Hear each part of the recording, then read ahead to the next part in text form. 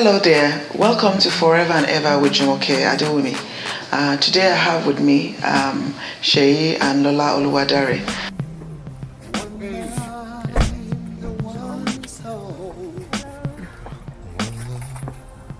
Okay, how are you? Good, thanks.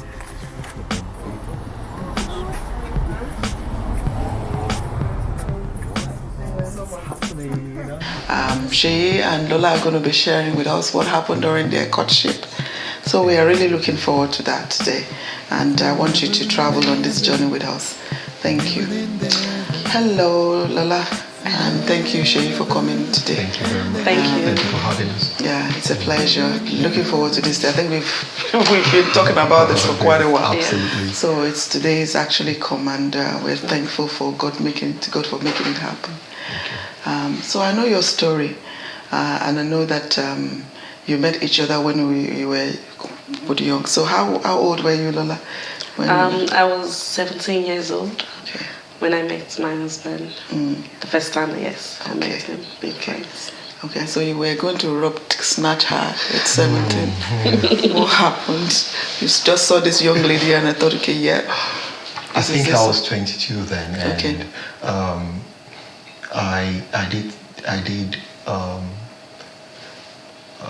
I went to a service where we had a Bible quiz competition. So I saw her and I was like, wow, she led the Bible quiz, and she answered all the biblical questions and everything. I'm like, and she won the quiz. And I've been seeing her before then, and I said, wow, it's a good opportunity for me to get to know her and congratulate her on the results of the quiz. And I did say well done for coming tops. That was just that one. And then I was at the higher institution then, and then a brother approached me who loved me playing for him, and we lived in the hostel together. He made sure I don't fetch water, I don't cook, I don't do anything, and I didn't know about his siblings. So I got home, I told my younger sister that the lady who won the quiz has done tremendously well, and I really like her. That makes me remember her, my junior sister, or my younger sister. And she said, do you know that brother that takes care of you in the hostel? He doesn't allow you to fetch water or cook. And said, that's the younger sister. And I said, really? He's never told me he had a younger sister. Oh, that's a good opportunity for me to approach her and tell her, I know your brother and all of that. I approached her and she said, yes. And I said, okay, I'll come and visit you all one day. And that was how our friendship started. That's how Yeah. So your friendship started and you decided that this is the person you were going to marry. Yes, I think the friendship went on for like a year. It was like a senior brother, junior sister thing we'd see on campus. Apparently she was also doing her, is it IGM then and A-levels then. And then she was in that institution I was in, and then I would go, we discussed a lot of Bible stories. She just loved all of the discussions we would embark upon, and that was how I decided, wow. I told my elder sister, I said, I love this lady, I want her to be my wife. And she said, all you need to do is just keep praying. And so every time I go on my knees, I'm like, Lord, that lady, she's the one. I just want her to be the one for me, Lord. And gradually, there were no phones then. But what I discovered was that in the multitudes of students, as soon as I get to the place where they have their lectures, there are many. And I said, Lord, I've told you about this lady and how much I love her so much. If it's your will for me to have her, I desire to see her every day. There's just this something in my heart that is saying this friendship needs to get to a higher level. I want to see her now wherever she is. Can you just bring her my way? Surprisingly, I'll see her. There's no how she hides no matter where she is. As soon as I say that prayer, God will bring her my way. And at the point when I said, I really want us to get married, she gave me a huge nail on the head like this. She didn't. She said no. Big no. and that really hit my heart, and I kept praying, the Lord, I want her heart to yield. Because I could see that in all I've asked you, you've done it. And I have my convictions in you. And gradually, She said huge yes. Okay, so, well, you were friends and you like, so why did you say no? Why did you think it wasn't the right person for you? What happened? Oh, it wasn't about him being the right person then. I was very young. And as I said, I looked, he was like an elder brother to me. So somebody that is 5 years older than you, we've been friends, and then just saying, oh, I want to marry you. I was 17, going to be 18. So I said, no, there's no time for that now. But we started, we continued to be friends, and while building the friendship, and with all of the friends I've seen, I just saw that it was different. And that was how eventually, when he asked me again, and I said, okay. Okay, that's all. So how many, what was the interval between then and when you got married? How many years? In between? So how many years did you have? that was after okay, when I said yes, we started the courtship. So we had 9 years of courtship before we eventually got married.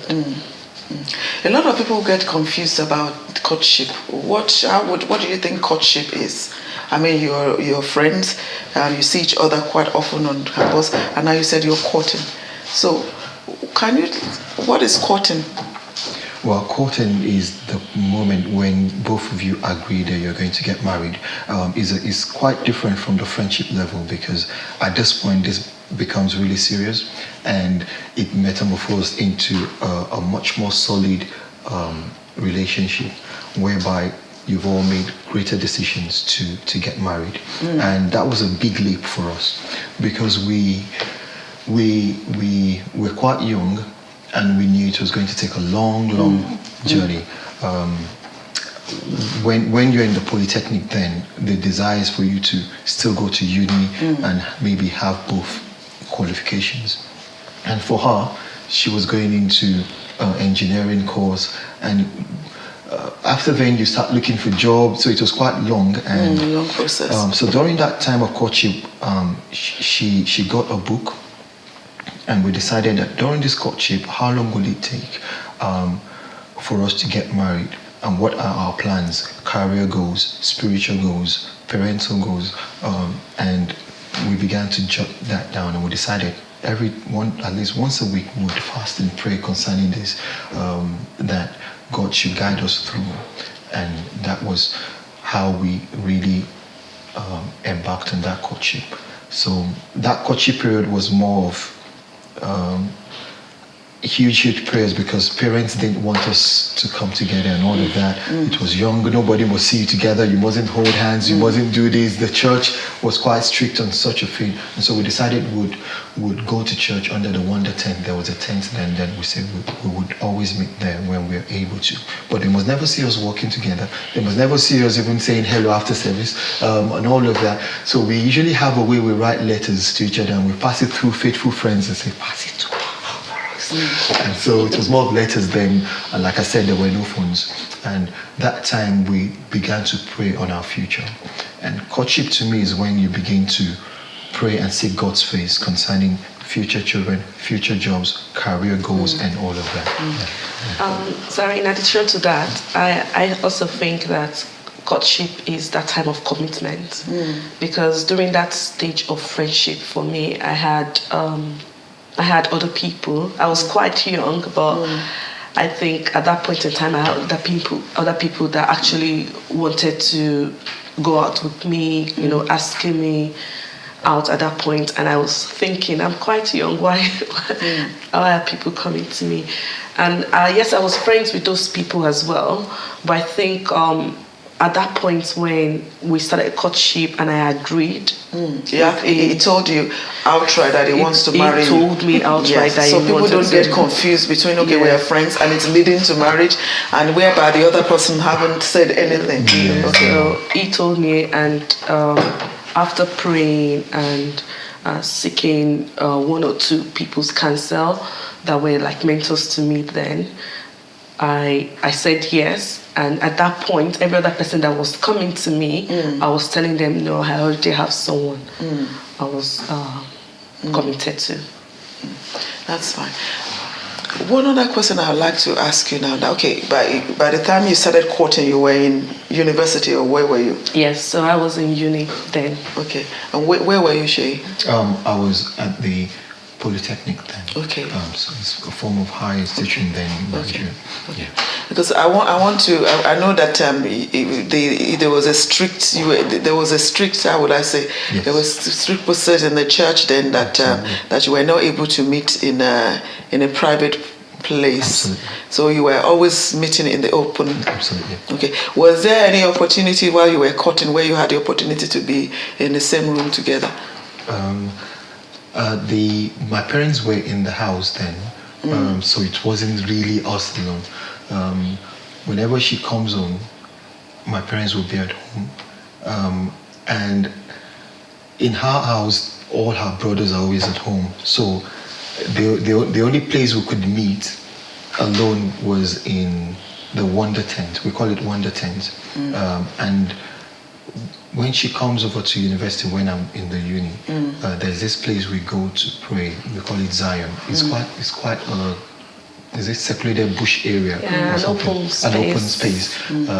And why we started going there was because we began to have issues with parents, and they noticed us upon our trying to hide and all of that. They began to see that. So the parents were not aware that you were courting? Eventually they did when they saw that, there's no how you can really hide it when you're in love with someone. After service you want to see her, after service she wants to see me. And that began to grow. My sisters were aware of that, and my parents eventually got to know her mom. But because there were quite a lot of restrictions, really, the religion beliefs of both parents were different. And they began to tell us it can't work. It can't work. And every time they said that, we just cry out. She cries a lot. And when I see the tears, I join her in crying. And all I ask her is, all right, they've told us to break up this relationship because it's not going to work based on two different religious backgrounds. And I'll ask her, do you love me? Oh, she said, I love you so much. I said, we see you on what? All right, yes, I love you too. So love conquers all, and we put it, and that's where we started praying and fasting. That leads us to that Zion on the campus. And more so, aside that, the courtship period helps us to get to know each other more. Temperance, behavior, emotions, and all of that. So courtship is also a period whereby you get to know each other's character, and we were weighing it. Would we be able to go on in future with all of the way we behave and all of our attitudes and all of that? Actually, when people get into relationship, one of the things they need to watch out for is how compatible are they? Are they able to cope with each other's attitude to each other, or the way people behave, the way they comport themselves and compose themselves? If they're able to, and with God in it, then there'll be peace and there'll be joy in that kind of relationship. Yeah, Lola. During this courtship, were there any traits in Seyi that you saw that you think, okay, I don't think I can cope with this. I don't think I can live with this. I can compromise on this. Were there any things that you saw that along those lines? Okay, there were. I would have loved to first of all talk about the positive. But let me, since that was the question, was the trait I saw. There were just two things then, and the first thing was, because he was a keyboardist, he was a music director, people are just all over him. So even after service, eventually when our parents agreed that we should get married, I will have to wait. It's like there's a queue. So everybody wants to see him, everybody wants to talk to him. Then I have to wait like 1 hour, and then I'll be the one that have to wait every time. So that was one of the things I was like, I don't want to leave. Like that at all. I don't want to. When we get married, this is not what this waiting time and everybody wanting to see you every time. I don't think is one thing that I saw, and I always felt that he would always want to put those people like, yeah, we will still talk, but let me finish with all these people. And I was always thinking, I don't really think that's what I want to do. And eventually we spoke about it, And because I said eventually when we get married and we have children and then we have to do this, and then we actually spoke about it. So what will happen? What are we going to do? So what would be if somebody really wants to see you now, they want to, and then we were able to. Yeah. So it was quite a long discussion today, because I would get upset. That why do I have to wait 1 hour, 2 hours to see you? And so eventually we had to, instead of me getting upset every time, he said, okay, what is the problem? What is the issue? And then we spoke about it. And thank God that I didn't, because of that one thing, lose him, because eventually it's working out now, and people still want to see him now. But we know that when we've said this particular time, that's when we are leaving, then we plan towards it. So yeah, that was one big thing then for me. What about you? Was there any major issue that you think, okay, I'm not sure about this? On her side, nothing. It was more of the parental side that I had more of issues. That how would the mom, the dad, the siblings, aside the one that cooks for me, how would I integrate myself? How would they love me? That was a major challenge I had. That okay, if they've asked her to tell me no to this relationship, Lord, then you need to prove yourself mighty. And the scripture God gave us then was when Joseph began to question why Mary should be pregnant before him, and God told him that it is of the Lord. And we said, Lord, this relationship, we want you to tell the mom, the siblings, the dad that it is of the Lord. And that made us to fast and pray more. We prayed and prayed, and Lord, we saw all the obstacles to us getting married. But I began to use that scripture with her, that just as Joseph was told by the angel of the Lord that this is of the Lord, Lord, go forth and tell them it is of you. And that was what God did. Eventually, all their hearts melted. They're in love with me even up to now. Praise God.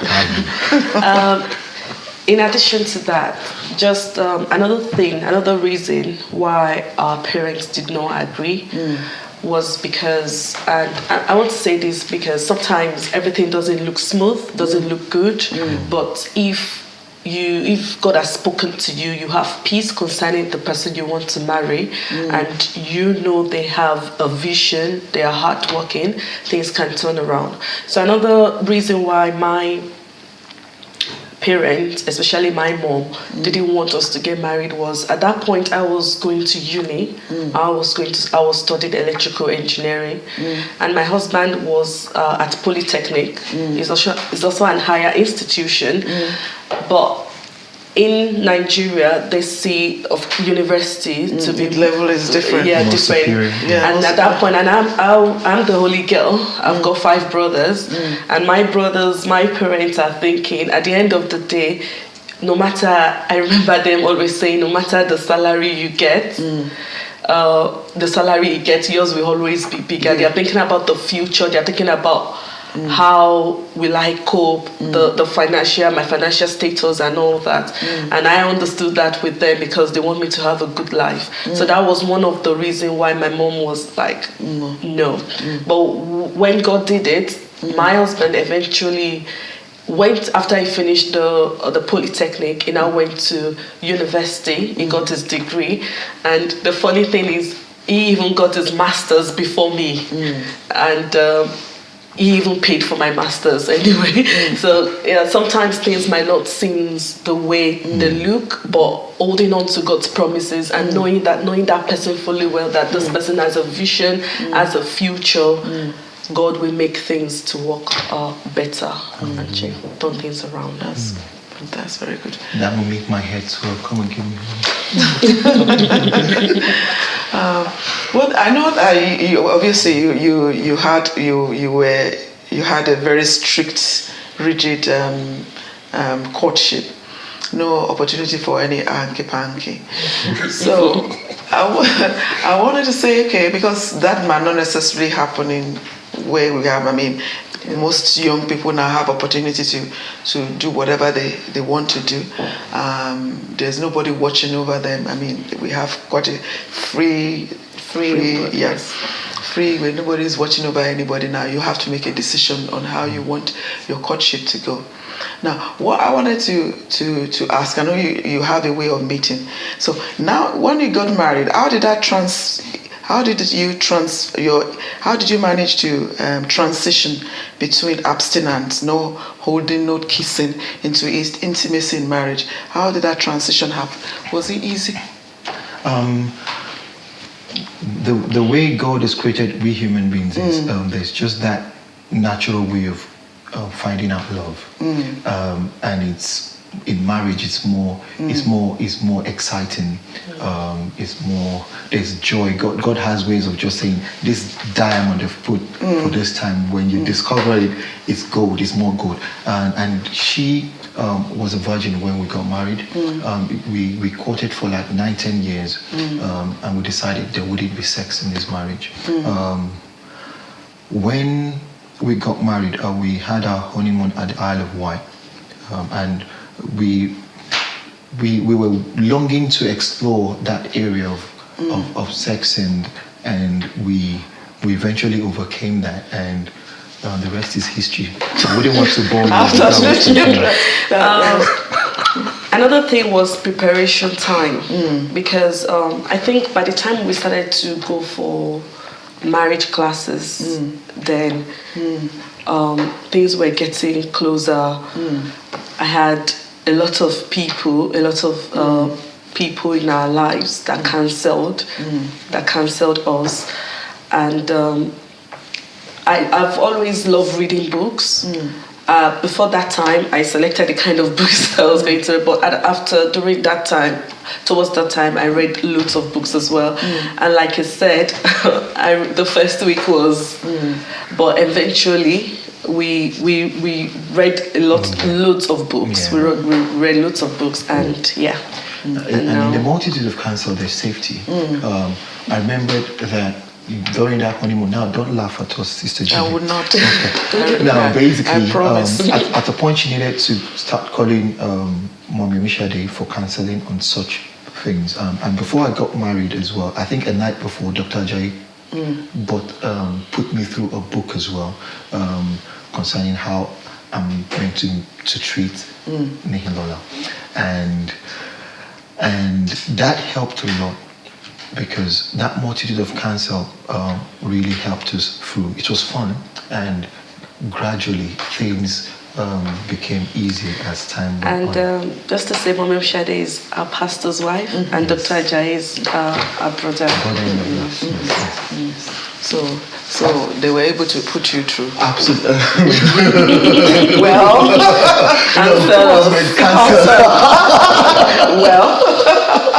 Well, what to do? The rest is history. The bottom line is that you were able to learn. Absolutely. Yeah, and to be able to put, because I know that a lot of young people get a pressure of that. I mean, I've heard somebody say before, why don't you try it? How would we know we're going to be sexually compatible if we don't try this out? That's a deceit from the pit of hell. No, it's usually joyous in marriage more, because it's like a beautiful cake being designed for a place, so you don't eat your cake and at the same time have it. So there's no point trying to eat that cake outside of that. But I do believe that there's more honor in marriage, bed undefiled, and I think young people need to know that it's not easy to wait, but they need to be patient. They need to, how would I say it, keep themselves up with other things, other activities. Like one thing she did was that whenever we are able to sit down, there's just that book she brings out. And then we began to say, okay, career-wise. Or sometimes she'll say, when you were praying this morning, what did the Holy Spirit tell you? And then we share a lot of Bible stories, and then aside that career-wise, she needed to write down, okay, you're going to spend 5 years in uni, and you're going to do this. What kind of accounting jobs do you have? What are the futuristic things you think? And then she began to just map out all of that. And then that paper is what we're placing before God and saying, Lord, we need it. So basically, young people need to kind of engage themselves more in other things, activities. In Nigeria, then there was nothing like bowling, nothing like table tennis for us to go and play, and it was more. What happened? Thank God, our parents gave us those challenges. It helped us to be more spiritually inclined in our own relationship than I wonder if that hadn't happened, we were more afraid of Lord. What if it doesn't happen? Oh Lord, we need to fast and pray. So it was more of much more prayer, much more speaking in tongues, fasting, and all of that than anything else. Yeah, yes. And also in addition to that, people need to keep themselves busy, as he just said. People need to keep themselves busy. We were, apart from the challenges, the first 5 years, the challenges were there. It was, like I said, we were more scared of not marrying each other at the end of the day. Many times we would go back to each other and say, look, my parents just told me no. And then we'll come back again. So it was, we had no time for that. It was more of the battle for love. How are we going to eventually get married together? Also, eventually when that happened, I even had to go away and do some other things, work and all those things I had to do. But even then, when they agreed, I remember us, it's not that we are trying to play very spiritual, but that was our background there, and that was what was all around us. We would go out, we'll go and do evangelism, we will go to villages, we will go to... We got to travel on buses to places to go and preach. We were always busy, we were busy with church as well. We were always going for a lot of concerts, and like I said, our background helped us as well, and now when we look back, we are grateful for those challenges that came from our parents. I think it was just a time of preparation for us, and it allowed us to be focused. So I would just advise young people to keep themselves busy. There are a lot of opportunities, there are a lot of things they can do together. They might not be as, things might not be them doing spiritual things as we are, but, if you don't do anything, that's when those thoughts, those things start coming in. Idle minds is what the devil use most. That's true. I know there's a lot of double standard in the society now, and there's a lot of burden on young girls to keep pure, whereas for some men it's the opposite. There's no, at least if you get pregnant, nobody is going to know. And a lot of young men, especially in the church, would have explored with so many girls. So what kind of, because they don't see the benefits of not keeping themselves, they want to be so-called experienced. So what kind of advice would you give such a our young people? For young people who won't be seen as macho or whatever if they haven't explored. In my case, I had quite being single, even though quite a lot of people knew then that we've really committed to each other. However, until the ring comes upon the hand, and now I'm even getting to know that even with the ring, some people don't care, they will still be hoping and it falls off. It's usually very challenging, in spite of the fact that you're a single man, you're committed to someone you're going to marry. There will still be loads of ladies. I had people bringing food, I had people telling me, I had quite a lot of experiences. Some have even confronted and said they leave him alone. I can imagine. So it's not going to be easy for young, handsome men like me. There would be ladies that would come along the way, and one thing is discipline, dedication, commitment, fear of God, to say, come, I still want to go ahead with this lady I've committed to. If you're not even committed to any lady yet, it's still not going to be easy having to be abstinent from sex. However, with God on your side, with you doing quite a lot of things for God along the way, it's easy to say, I will maintain my abstinence till marriage. A lot of young people, they will ask, what's the big deal? Everybody's done it before, so what's the benefit of keeping myself? I think the reason, one of the reason why we all do it, and the most important reason is because that's what the Bible asks us to do. That bed should be undefiled. So it all starts from the fear of God. It all starts from the fear of God. A lot of things people do now is because they just think I can do anything. Is my life. I don't believe in God. So if the first thing, like I said, the fear of God. And that's what stays in your heart. That's what helps you to make the decisions. One of the reasons why I said I decided then to go ahead and marry my husband was because during that time of friendship and every other people were coming to me, they wanted to be my friends and we're still being friends. I've not even committed myself, we've not even committed to each other. They're already touching me, they're already wanting to, and I was thinking, I'm not even going out with you yet. But when I was in friendship with my husband and when we started to court, he said, this is going to be a very long courtship. And he said, I will never ask you for sex. The day I ask you for sex, leave me alone. And I said, okay, I trust this man. He just doesn't want to use me and just dump me somewhere. So that was one of the things, and it was that fear of God. That was one of the things I saw in him that made me to hold on to him. So like I said, the most important thing, the fear of God. Do you fear God? And if you are able to go out with somebody that fears God, that will sort a lot of things out for you, because it's no longer about you. It's first of all about God.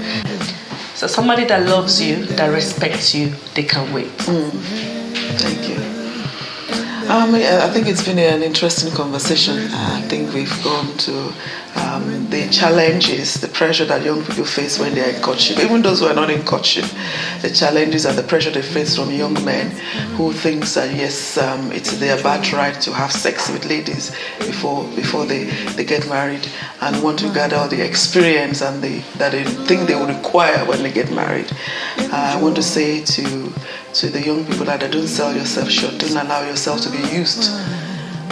A man who loves you will respect your wishes.